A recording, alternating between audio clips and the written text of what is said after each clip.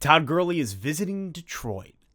Let's Talk Lions. Welcome back to an all-new episode here at Let's Talk Lions. Thank you for liking this video, for boosting the algorithm game, you animals. Thank you so much. That's weird. Didn't like that. Yo, Todd Gurley's in the building. Todd Gurley has come to Detroit. He's getting a physical right now. They are evaluating him to see if he is fit to come and play here in Detroit. It's actually quite fascinating to me. Earlier today, I put out a video all about our running back core. And then all of a sudden, Todd Gurley's coming to town like Santa Baby. Not like the song, though, Santa Baby, because that song's garbage. Just terrible, terrible song. But he's coming to town like Santa. Some immediate thoughts, initial reaction to the news. Look, Gurley, he's not going to be anything more than an RB2, RB3, right? We know that Swift will be our RB1. If you didn't check out my running backs video that I posted earlier today, you can go check it out up here. Go give that a watch. I go through RB1, 2, and 3. But we know that Swift is number 1. And if that's the case, here comes Gurley. Gurley's not going to be anything more than an RB2, RB3 because Jamal Williams is really fit to be that RB2. Jamal Williams is slotted to be that guy. Now, one thing I will say about Gurley coming here is that gives so much less pressure to Gurley. If Gurley shows up, Todd Gurley comes here, there's no pressure to be that guy. No pressure to be who you were in 2018. However, some of the negatives are he's going to be 27 rolling into this season. I mean, we just got rid of Kerryon Johnson, whose knee was made out of glass. And then we're bringing in Todd Gurley, who his knee has been the downfall of him when you look over the last three seasons of his career. I mean, it's just insane. I mean, that knee has caused so many problems. And quite frankly, I don't know if it's worth it to bring Gurley here with that injury history. And then from there, when you look at it, he also has chemistry with Goff. Is that a part of the reason why they want to bring him in?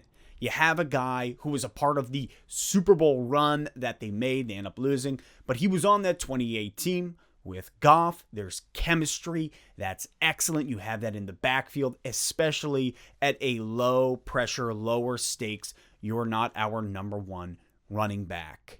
Though, I mean, I'm just going to say it for what it is.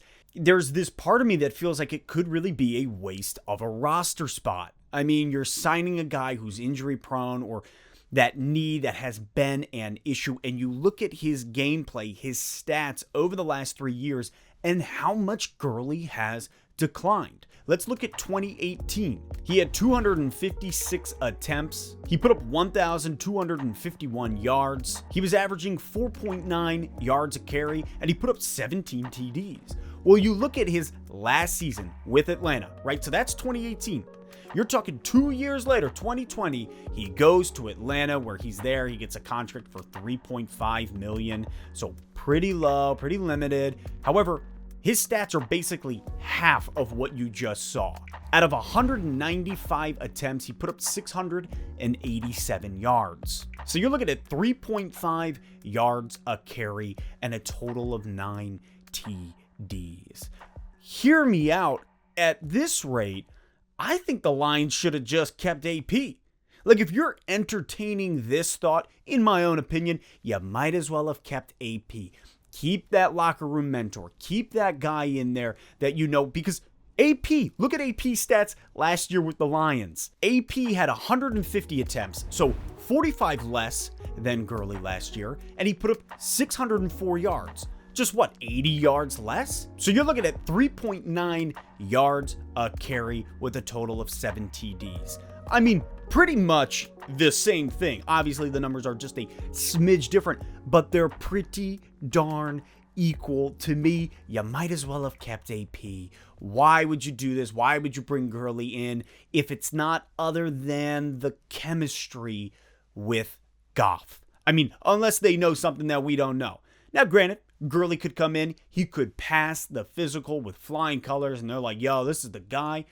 But to me, I'm pretty hesitant about this. A little bit of a meh feeling. Like French fries that aren't seasoned What's the point? I mean, you're eating them, you're like, okay, they're fries, but they could be so much better. You gotta season them correctly, or even just at all. I don't want to eat just plain potatoes in the shape of a fry if there's no salt, pepper, or even like a little sprinkling of cayenne.